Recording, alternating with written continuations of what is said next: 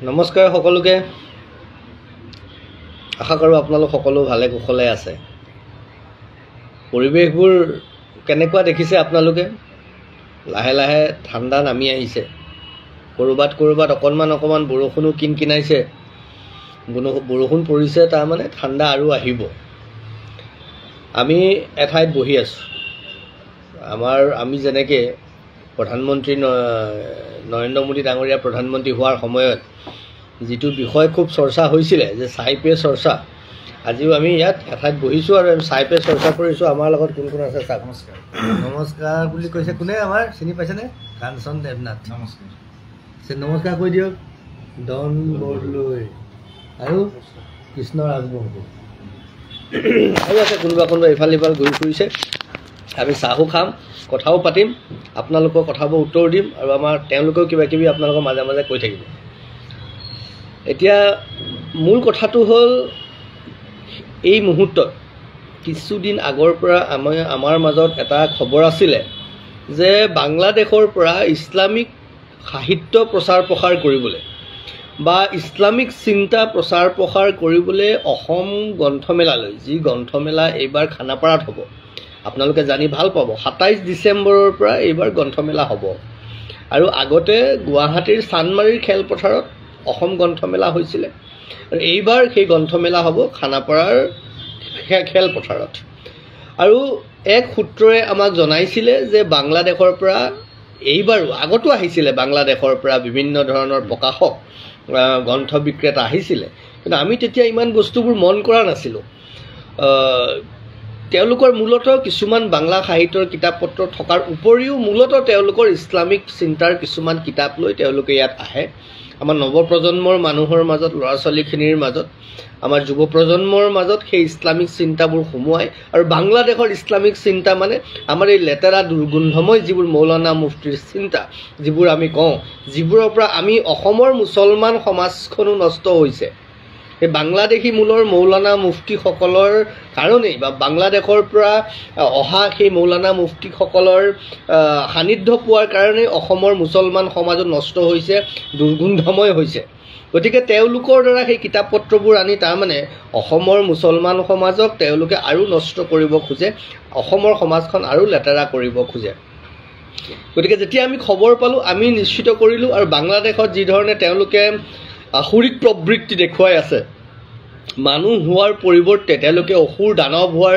আচৰণ যিবোৰ দেখুৱাইছে নৰখাদক মানে মানুহ খোৱা জীৱ আগতে আমি পঢ়িছিলোঁ জিম কৰবেটৰ কাহিনী জিম কৰবেট কোন জিম কৰবেট এজন চিকাৰী যি বাঘৰ চিকাৰ কৰিছিলে এইবোৰ আমি স্কুলত পঢ়িছিলোঁ জিম কৰবেটে তেতিয়া নৰখাদকৰ কথা কৈছে মানে মানুহ খোৱা বাঘৰ কথা কৈছিলে এতিয়া মানুহ খোৱা মানুহ দেখিছোঁ মানুহৰ তেজ খোৱা মানুহ দেখিছোঁ ৰাতিপুৱা চাহৰ কাপত আমি ৰঙা চাহ খাওঁ তাকে আৰু অকণমান ৰংটো চাহপাত বেছি হ'লে কলা নিচিনা হৈ যায় এক প্ৰকাৰে তেজৰ নিচিনা কিন্তু বাংলাদেশত সেইসকলে মানুহৰ তেজেৰেই চাগে চাহ খাইছে তাকেই চাগে তেওঁলোকে চাহ বুলি খায় সেই ধৰণৰ পৰিৱেশ এটা বাংলাদেশত হৈছে আৰু সেই চিন্তা আমি সোমাব নিদিওঁ বুলি কৈছোঁ আৰু এতিয়া আমি কথা পাতিলোঁ কেইটামান মুহূৰ্তৰ আগতে আমাৰ যে দেখুৱালোঁ আপোনাক আছিলে সতীৰ্থ কাঞ্চন দেৱনাথ যে আছিলে সতীৰ্থ কাঞ্চন দেৱনাথে আমাক জনাইছিলে যে বাংলাদেশৰ পৰা কেইবাটাও প্ৰকাশন গোষ্ঠী অসমৰ গ্ৰন্থমেলাত অংশগ্ৰহণ কৰিবলৈ অহাৰ সম্ভাৱনা আছে তেওঁলোকে আহিব বুলি এক প্ৰকাৰে ঠিৰাং হৈছিলে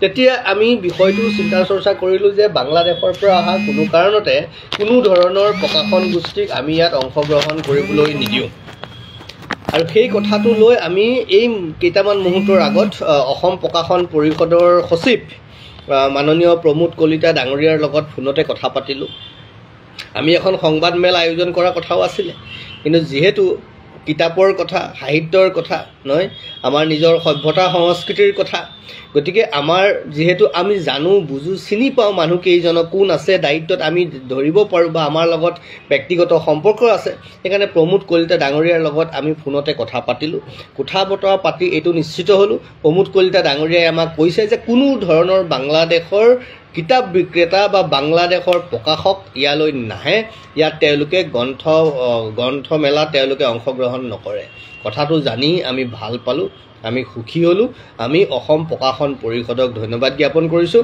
অসম চৰকাৰকো ধন্যবাদ জ্ঞাপন কৰিছোঁ আৰু এইটো যদি কিবা কাৰণে হয় তেতিয়াহ'লে লগত এই কথাটোও কৈ থৈছোঁ, যদি কিবা কাৰণে বাংলাদেশৰ আমি কোনোবা যদি দেখা পাওঁ গ্ৰন্থমেলাৰ বাকৰিত এইবাৰ বা ভৱিষ্যতেও আহি থকা দিনতো, তেতিয়াহ'লে কিন্তু আপোনালোকে আমাক বেয়া নাপাব।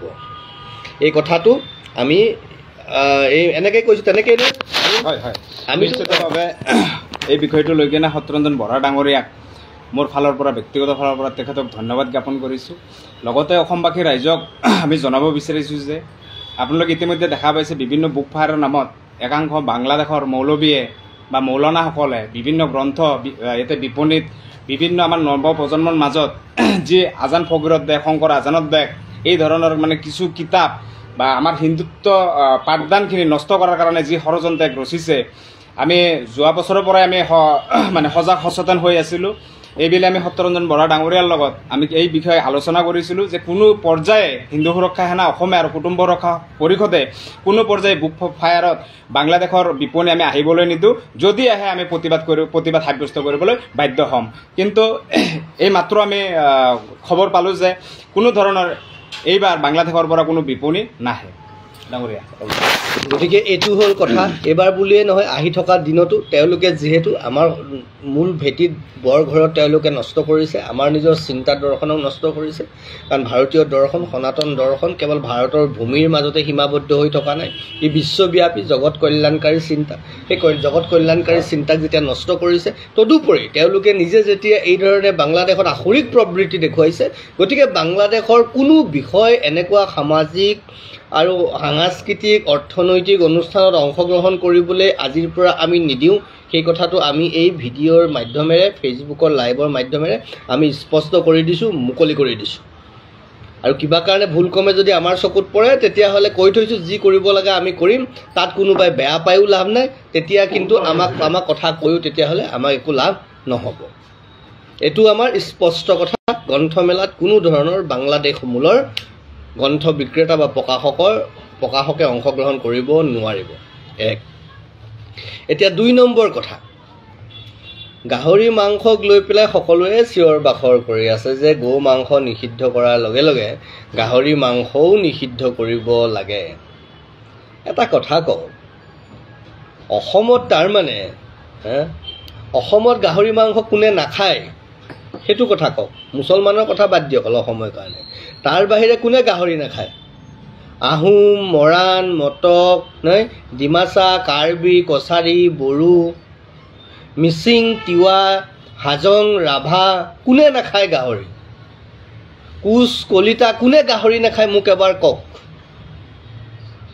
এতিয়া এই যিটো জনগোষ্ঠীয় যিটো চিন্তা, অসমৰ যিটো জনগোষ্ঠীয় যিটো জনগাঁথনি, অসমৰ যিটো জনগোষ্ঠীয় পৰম্পৰা, সেই পৰম্পৰাটো 1200 শতিকাৰ পৰা হৈছে নেকি, যেতিয়াৰ পৰা অসমলৈ মুছলমান আহিলে? মানে অসমৰ জনগোষ্ঠীসমূহ, ভূমিপুত্ৰসকল, কাৰ্বি, কছাৰী, নেপালী, দেউৰী, ডিমাচা, মিচিং, তিৱা, নহয় মৰাণ, মটক, এওঁলোক গোটেইবিলাক চুতীয়া সম্প্ৰদায়ক আৰম্ভ কৰি চুতীয়া জনগোষ্ঠীৰ পৰা সকলোবিলাক মানে মুছলমানৰ পিছত আহিছে নি অসমলৈ? মুছলমানে ক'লে মানি ল'ম আমি। গাহৰি অসমৰ জাতীয় আহাৰ, জাতীয় খাদ্য বুলি স্বীকৃতি দিব লাগে। অসম চৰকাৰক আমি এইটো আহ্বান কৰিছোঁ। আমি নীতিগতভাৱে অসমৰ বিভিন্ন ঠাইত এই বিষয়টোৰ ওপৰত জনজাগৰণ ব্যৱস্থা আমি কৰিম, জনজাগৰণৰ ব্যৱস্থা কৰিম। এতিয়া এই প্ৰসংগত বিভিন্নজনে কৈছে যে আপোনালোকে কোনে কি খাব, কোনে কি নাখাব সেইবোৰ বিষয় লৈ জড়িত হৈ আছে। বন্ধুবৰ, মহাপুৰুষ শংকৰ গুৰুজনাই কীৰ্তন ঘোষাত কৈছে, আমি বাৰম্বাৰ কৈছোঁ যে গো হত্যা মহাপাপ। এবাৰ আপোনালোকে পঢ়ি চাব, যদি নিজকে অসমীয়া বুলি ভাবে, যদি নিজে অসমীয়া স্বাভিমানৰ দ্বাৰা, অসমীয়া জাতীয় সত্তাৰ দ্বাৰা পৰিচালিত বুলি ভাবে, অসমীয়া জাতীয় জীৱনৰ কথা যদি চিন্তা কৰে, অসমীয়াৰ স্বকীয় অসমীয়াত্বৰ কথা যদি চিন্তা কৰে, তেতিয়াহ'লে মহাপুৰুষ শ্ৰীমন্ত শংকৰদেৱৰ সিদ্ধান্ততকৈ আপোনাৰ মোৰ সিদ্ধান্ত বা অন্য যিকোনো সিদ্ধান্ত তাতকৈ বেছি ওপৰৰ হ'ব নোৱাৰে, তাতকৈ বেছি গুৰুত্বপূৰ্ণ হ'ব নোৱাৰে যি সিদ্ধান্ত মহাপুৰুষ শংকৰ গুৰুজনাই দিছে অসমৰ কাৰণে, অসমীয়াৰ কাৰণে, সনাতনৰ কাৰণে, অসমত বাস কৰা সনাতন বিশ্বাসী প্ৰত্যেকজন ব্যক্তিৰ কাৰণে সেয়াই সেই সিদ্ধান্ত হ'ব লাগিব। সেই সিদ্ধান্ত কি? গৰু তিৰি মাৰে, সুবৰ্ণ কহৰে, মিত্ৰৰ দুহ আচৰে, সংসাৰত যত আনু অসংখ্যাত আছে মহাপাপীগণ। কি বুলি কৈছে? আছে যত মহাপাপীগণ মানে গৰু তিৰি মাৰে, যি হ'লে গৰু হত্যা কৰে, তিৰি মানে মহিলা মাৰে, মহিলাক অত্যাচাৰ কৰে, সুবৰ্ণকহৰে মানে সোণ চুৰ কৰে, মিত্ৰৰ দুহ আচৰে মানে মিত্ৰ বন্ধুভাৱত থাকি শত্ৰুতা কৰে, সংসাৰত এইবোৰক কি বুলি কৈছে শংকৰ গুৰুজনাই? মহাপাপী বুলি কৈছে। এই মহাপাপৰ পৰা মুক্ত হ'ব লাগিবনে নাই? আমি যেতিয়া শংকৰদেৱ গুৰুজনাৰ গুণানুকীৰ্তন কৰোঁ, পুৱা গধূলি নামঘৰত সোমাই শংকৰ গুৰুজনাক আমি পৰম গুৰু বুলি কওঁ, সেই গুৰুজনাৰ সিদ্ধান্তক যদি আমি অমান্য কৰোঁ কাৰোবাৰ কাৰণে, তেতিয়াহ'লে ক'ৰবাত অসমীয়া কিন্তু মূলহীন হৈ পৰিব, অসমীয়া কিন্তু অস্তিত্বহীন হৈ পৰিব। এনেও হৈছেই। অসম যুগ মিয়া বুলি কোনোবাই ডেফিনেশ্যন দিব পৰা হৈ গ'ল। সেই অসমীয়াই যদি অসম যুগ মিয়াকে ডেফিনেশ্যন বুলি ভাবিছে, অখিল গগৈটো কৈয়ে দিছে এক প্ৰকাৰে। তেওঁক মই সুধিবলৈ মন যায় কোনোবা দিনা, চাবলৈও মন যায় কেতিয়াবা, কাৰণ চাবলৈ আকৌ অশ্লীল লাগিব কথাটো, তথাপিও চাবলৈ মন যায়। শৰীৰৰ অংগটো কাটিলেই নেকি তেওঁ, মোৰ জানিবলৈও মন যায় কি তেওঁৰ আচৰণ দেখি। গতিকে আকৌ ইফালে তেওঁ আহোম হিচাপে গাহৰি মাংসও খায়, তেওঁ নিজে কৈছে। তাৰপৰা আকৌ তেওঁ গো মাংসৰ কথাও কয়। গতিকে কনফিউজত আছে মানুহবোৰ। গতিকে এই গোটেই চিন্তাটো, গোটেই দৰ্শনটোলৈ কৈছোঁ, গাহৰি মাংস অসমৰ কাৰণে জাতীয় আহাৰ হিচাপে স্বীকৃতি দিব লাগে, এয়া আমি ভাবিছোঁ। চাওকচোন আমাৰ আৰু কেইজনমান সতীৰ্থ আহি পাইছে। এয়া কাঞ্চন দেৱনাথৰ লগৰে সতীৰ্থ সকলো আমাৰ আহি পাইছে। ইয়াত মই দেখাই দিয়ক, নমস্কাৰ এটা দি দিয়ক। নমস্কাৰ। দেখিছে মানে কওক, গাহৰি মাংস জাতীয় খাদ্য হ'ব লাগে নাই? লাগে বোলে। দেখিছে, গাহৰি মাংস অসমৰ জাতীয় আহাৰ হ'ব লাগে। আৰু এটা কথা কওক, অসমৰ প্ৰত্যেক জাতি জনগোষ্ঠীৰ যিবোৰ ধৰ্মীয় উৎসৱ বা যিবোৰ সামাজিক উৎসৱ, সেয়া আহোমেই কওক, সেয়া মৰাণ, মটক, সোণোৱাল, কছাৰী, কাৰ্বি, ডিমাচা, বড়ো, মিচিং, তিৱা, হাজং, যিয়ে নকয় আপোনালোকে, সকলোৰে ৰাজহুৱা আৰু ধৰ্মীয় অনুষ্ঠানত গাহৰি মাংস মেইন, গাহৰি মেইন, হয়নে? গাহৰি প্ৰত্যেক সামাজিক আৰু ধৰ্মীয় অনুষ্ঠানৰ অলংকাৰ। আজি মুছলমানৰ কাৰণে অসমৰ জনগোষ্ঠীয় সমাজে, জনগোষ্ঠীয় সেইসকল লোকে যাৰ পৰিচয় হৈছে অসম, যাৰ পৰিচয় হৈছে অসম, তেওঁলোকে সেই বস্তু এৰি দিব নেকি? সেই সিদ্ধান্ত আপোনালোকে ল'ব। এতিয়া আকৌ কোনোবাই প্ৰশ্ন কৰা, কেইটামান প্ৰশ্ন উত্তৰ দি পেলাই মই আপোনালোকৰ পৰা বিদায় ল'ম, যে গৰু খাব নাপায় কিন্তু গাহৰি খাব পায় কেনেকৈ? শুনক, গো হত্যা মহাপাপ বুলি অসমত মহাপুৰুষ শংকৰ গুৰুজনাই কীৰ্তন ঘোষাত কৈছে। আপোনালোকে এবাৰ ক'লোঁ নহয়, কীৰ্তন ঘোষাৰ অজামিল উপাখ্যানৰ 182 সংখ্যক পদ থাকি আপুনি চাই ল'ব। কোনোবা কীৰ্তনত 182 সংখ্যক নাপাব পাৰে, কিন্তু প্ৰথম কীৰ্তনতে পাব অজামিল উপাখ্যানৰ। কীৰ্তন ঘোষাৰ অজামিল উপাখ্যানৰ প্ৰথম কীৰ্তনৰ পদতে আপুনি এই কথাখিনি পাব, শংকৰদেৱে ক'ত গো হত্যা মহাপাপ বুলি কৈছে। 1 নম্বৰ কথা। 2 নম্বৰ কথা, কেৱল শংকৰ গুৰুজনাই নহয়, ভাৰতৰ সংবিধানৰ অনুচ্ছেদ 48 আৰ্টিকল 48ত গো হত্যা নিষিদ্ধ কৰিব লাগে বুলি ভাৰতৰ সংবিধানে কৈছে। আৰ্টিকল 51A ভাৰতীয় সংবিধানৰ, য'ত ভাৰতীয় নাগৰিকৰ মৌলিক অধিকাৰ, মৌলিক দায়িত্বৰ কথা আছে, দায়িত্ব আৰু কৰ্তব্যৰ কথা আছে, তাত অনুচ্ছেদ 51 কৰ 5 নম্বৰ পইণ্টটোত কৈছে যে প্ৰতিগৰাকী ভাৰতীয় নাগৰিকৰ ভাৰতীয় সংস্কৃতি, ভাৰতীয় পৰম্পৰা, ভাৰতীয় ৰীতি নীতি, ভাৰতৰ বৈচিত্ৰ্যময় সাংস্কৃতিক ঐতিহ্যৰ প্ৰতি সন্মান প্ৰদৰ্শন কৰা, প্ৰশংসা কৰা আৰু তাৰ গৰিমা সংৰক্ষণ সম্প্ৰসাৰণ কৰা প্ৰত্যেক ভাৰতীয় নাগৰিকৰ মৌলিক দায়িত্ব বুলি কৈছে। আৰু ভাৰতীয় সভ্যতা সংস্কৃতি, ভাৰতৰ গৰিমা কি? ভাৰতৰ সংস্কৃতিক প্ৰশংসা কৰা, সংৰক্ষণ কৰা। আৰু সেই সংস্কৃতি বেদৰ পৰা আহিছে, সেই সংস্কৃতি ৰামায়ণ মহাভাৰতৰ পৰা আহিছে, সেই সংস্কৃতি গীতাৰ পৰা আহিছে, সেই সংস্কৃতি কীৰ্তন ঘোষাৰ পৰা আহিছে, নাম ঘোষাৰ পৰা আহিছে। সকলোতে গো হত্যা মহাপাপ বুলি কোৱা হৈছে। গতিকে এই অসমত, এই ভাৰতত গো হত্যা নিষিদ্ধ হ'ব লাগিব। কিন্তু গাহৰি মুছলমানে পূজা কৰে নি? গো আমি বিহু পালোঁ, অসমীয়াৰ জাতীয় জীৱনত গৰু আমি বিহু পালোঁ, গো পূজা কৰে। মুছলমানে গাহৰি পূজা কৰে নেকি? আপোনালোকে পূজা নকৰে নহয়, সেইকাৰণে আপোনালোকে এইটোলৈ চিঞৰ বাখৰো নকৰিব। কিন্তু আমি গৌ পূজা কৰোঁ, সেইটো আপোনালোকে হত্যা কৰাটো অনুচিত। আৰু গৰু মাংস খোৱাটো মুছলমানৰ ইছলামিক ধৰ্মৰ ভিতৰৰ বস্তু নহয়। কোৰাণৰ ক'তো এটা শব্দও লিখা নাই গৌ মাংস খাব লাগিব বুলি। এইটো কেৱল ভাৰতত থকা মুছলমানসকলে, বিশেষতঃ বাংলাদেশ পাকিস্তানত থকা সেই মুছলমানসকলে ভাৰতীয় সত্তাটোক নষ্ট কৰিবলৈ, যি ভাৰতীয়ই গৌক সেইধৰণে সন্মান প্ৰদৰ্শন কৰে, সেইটো নষ্ট কৰাৰ এটা ষড়যন্ত্ৰ মাত্ৰ, তাৰ কাৰণেহে কৰিছে। কিন্তু কোৰাণত ক'তো ক'তো লিখি থোৱা নাই গো মাংস ধৰ্মীয় বস্তু বুলি। এইটো কেৱল এটা তেওঁলোকৰ জাতিগত লোকাচাৰ, ই অন্য একো নহয়। আৰু তাৰ পিছতো এই কথাটো হ'ল যে আপোনালোকে মৌলিক অধিকাৰৰ কথা কৈছে, খাদ্য বস্তুৰ বিষয়ত খাদ্য খোৱাৰ অধিকাৰ আছে, ভাৰতৰ সংবিধানে দিছে, বুজি পাইছোঁ। ভাত খাবলৈ, মাছ খাবলৈ, ঠাই সকলো খাবলৈ আপোনাক অধিকাৰ দিছে, আপোনাক মদ খাবলৈও অধিকাৰ দিছে, আপুনি মদ খাওক, আমাৰ ক'ব লগা নাই। কিন্তু মদ খাই যেতিয়া মাতলামি কৰে তেতিয়া আপোনাক পিটন দিয়ে ৰাইজে ধৰি পেলাই, হয়নে? কিন্তু আপোনালোকে সেইধৰণে মানে সমাজত যেতিয়া আপুনি পৰিৱেশ নষ্ট কৰে, মদ আপুনি ঘৰত খাই পৰি থাকক, আমাৰনো কি যায়। কিন্তু আপুনি সেইটোকে খাই যেতিয়া সমাজ বিশৃংখল কৰিবলৈ চেষ্টা কৰে তেতিয়া কিন্তু ৰাইজে পাব্লিক ধুলাইও দি দিয়ে। গতিকে গৰু মাংস সেইকাৰণে কৈছোঁ, গৰু মাংসই আমাৰ সমাজখন বিশৃংখল কৰিছে। এখন আৰৱীয় সমাজ নহয়তো, আৰৱততো গৰু মাংস নায়েই, এখন ভাৰতীয় সমাজ। ভাৰতীয় সমাজত ভাৰতীয় সমাজৰ চিন্তামতেই হ'ব লাগিব। গতিকে এই কথাটো আপোনালোকে জনা বুজা উচিত। এতিয়া ডক্টৰ এজনে যেতিয়া প্ৰেছক্ৰিপশ্যন দিয়ে, ডক্টৰ এজনে কয় আপুনি চেনি নাখাব, আপোনাৰ ডায়েবেটিছ হৈছে, মুছলমানে ডক্টৰৰ কথা নুশুনে নেকি? শুনে নে নুশুনে? যদি শুনে, আমি কৈছোঁ ভাৰতীয় সমাজখনে, অসমীয়া সমাজখনে আপোনালোকে গৌ মাংস নাখাব, আমাৰ সমাজত বেমাৰ লাগিছে, আমাৰ মাজত মানসিক দূৰত্ব বাঢ়িছে, আমি আপোনালোকক অকণমান অশান্তি পাইছোঁ, সেইটোৰ কাৰণে সমাজত লগা বেমাৰটো ভাল কৰিবলৈ সামাজিক ডক্টৰ হিচাপে অসমৰ চৰকাৰখনে, অসমৰ অভিভাৱকসকলে কৈছে আপোনালোকে গৌ মাংস নাখাবচোন, আপোনাৰ স্বাস্থ্যও ভালে থাকিব, সমাজৰ স্বাস্থ্যও ভালে থাকিব। আপোনাৰ গাত ডায়েবেটিছ হ'লে আপোনাৰ গাটো বুকু কঁপি উঠে, কিন্তু সমাজখনত লগা বেমাৰটো ভাল কৰিব কোনে? সেই দায়িত্ব কাৰ? গতিকে আপোনালোকে বুজক। আৰু এইখিনিতে মই ভাল পাইছোঁ, আজি শিৱসাগৰত ইউনিছ তামুলীৰ নেতৃত্বত তাৰ মুছলমান সমাজে যিকোনো কাৰণত গৌ মাংস ভক্ষণ নকৰে, গৌ হত্যা কৰিব নিদিয়ে, গৌ মাংসৰ কোনো ধৰণৰ হ'ব নিদিয়ে বুলি শিৱসাগৰত তেওঁলোকে ঘোষণা কৰিছে বুলি আমাক জনাইছে। আমি এই মাধ্যমেৰে তেওঁলোকক ধন্যবাদ জ্ঞাপন কৰিছোঁ। আৰু যোগ্য মুছলমানে গৌ মাংসক বাদ দিয়ে। গৌ মাংসটো কেৱল যে এটা গৰু মাংস, গাহৰি মাংস বিষয় নহয়, ই অসমীয়াৰ স্বাভিমান, জাতীয় জীৱনৰ কথা। অসমীয়া বুলি ভবাসকলে নাখায়, আৰু যিসকলে কোনোবাই অতিমাত্ৰা ছেকুলাৰ হ'বলৈ গৈছে, অন্ততঃ আপুনি নিজকে এই কথাটো মানিব যে আপুনি শংকৰদেৱৰ উদ্ধত নহয়। শংকৰদেৱক যদি নামানে আমাৰ ক'বলগীয়া নাই। শংকৰদেৱক যদি আপোনালোকে অপমান কৰিব খুজিছে, তিৰস্কাৰ কৰিব খুজিছে, কৰক, মোৰ ক'ব লগা নাই। কিন্তু আমি শংকৰদেৱক মানো, অসমীয়া শ্ৰেষ্ঠ অসমীয়া শংকৰদেৱ। যদি আপোনালোকে শংকৰদেৱক অলপ হ'লেও মানে, তেতিয়াহ'লে আপোনালোকে গৌ হত্যা কৰাৰ পৰা, গৌ মাংস ভক্ষণ কৰাৰ পৰা বিৰত থাকক, আৰু এই বিষয়টো আপোনালোকে এৰাই চলক। তাতোতকৈ বেলেগ যিবোৰ কৰিব লগা কাম আছে সেই কামবোৰ আপোনালোকে কৰক। গতিকে এইখিনিয়ে কথা আজি ক'লোঁ। আৰু এটা কথা মই কওঁ, বিভিন্নজনে মোক কৈছে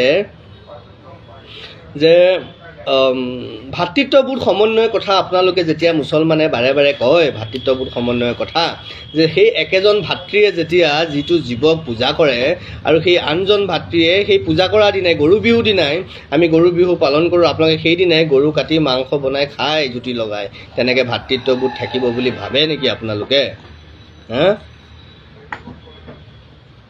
আৰু এজনে বাৰে বাৰে মই দেখি আছোঁ, আজি বিভিন্ন সময়ত টক শ্ব'টো দেখিছোঁ, বিভিন্নজনে ইয়াতো দুই এজনে কমেণ্ট কৰিছে কেৱল অসমৰ মানুহেই গৌ মাংস খায় নেকি বোলে। কোনোবাই কৈছে নাগালেণ্ডত বন্ধ কৰক, মেঘালয়ত বন্ধ কৰক, আৰু ক'ৰবাত কৰক, আৰু ক'ৰবাত কৰক। আমাৰ এটা সিদ্ধান্ত আছে কি, পৰিৱৰ্তন সদায় নিজৰ পৰা হ'ব লাগে বুলি কয়। পৰিৱৰ্তন সদায় নিজৰ পৰা হয়, তো পৰিৱৰ্তন আমি আমাৰ পৰা কৰিছোঁ। তাৰপিছত নিজৰ ঘৰৰ পৰা পৰিৱৰ্তন হয়। পৰিৱৰ্তন ক'ত? অসমৰ পৰা কৰিছোঁ। নাগালেণ্ডত শংকৰদেৱৰ জন্ম হোৱা নাই, আজিৰ মিজোৰামত শংকৰদেৱৰ জন্ম হোৱা নাই, অসমত জন্ম হৈছে। আৰু এই অসমত শংকৰদেৱে গৌ হত্যা মহাপাপ বুলি কৈছে। ইয়াৰ পৰাই কৰিব লাগিব, আমি ইয়াৰ পৰাই বিষয়বস্তু আগুৱাই নিব লাগিব, আৰম্ভ কৰিব খুজিছোঁ। অন্ততঃ অসমত গৌ হত্যা সম্পূৰ্ণৰূপে নিষিদ্ধ হ'ব লাগিব। এতিয়াতো মুখ্যমন্ত্ৰী মহোদয়ে এটা পৰ্যায়লৈকেহে কৈছে, আহি থকা দিনত আমি মুখ্যমন্ত্ৰী মহোদয়ে আহ্বান কৰিছোঁ, আহি থকা দিনত সম্পূৰ্ণৰূপে নিষিদ্ধ হ'ব লাগিব।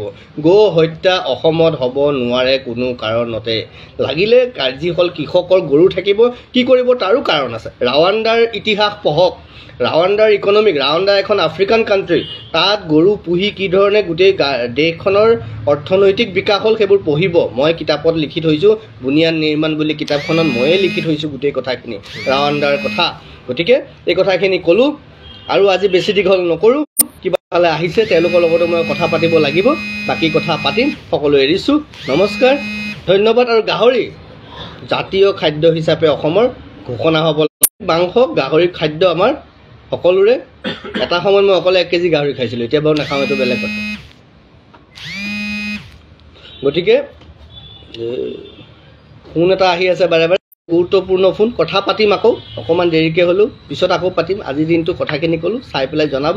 সকলো এৰিছোঁ দেই, ভালে থাকক সকলো থাকক। এবাৰ চাই দিয়ক আৰু সকলো চাই দিয়ক, এৰিছোঁ।